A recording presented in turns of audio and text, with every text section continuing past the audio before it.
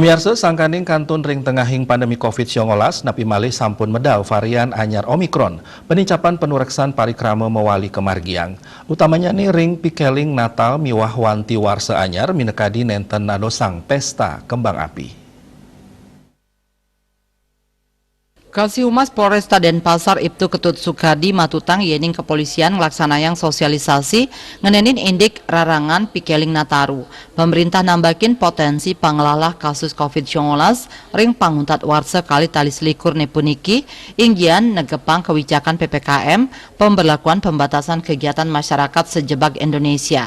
Rahumangkin Sukadi ngawawahin Polri ngelaksanayang sosialisasi indik rarangan maupupul wiadin kahanan ramil tatkala pikeling Natarus kadi pawai pesta kembang api miwah parikrama sane nyarengang akeh krama.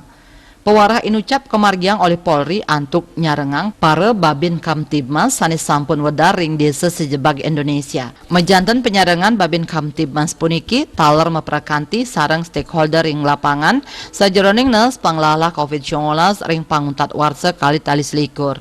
Mangdeka uningin panegara sanes sampun kini panglala Omikron sampun nampekin Indonesia tur patut kaselahin becik tur kewaspadain melarapan disiplin prokes. Kertanegara Bali Pos nguningayang.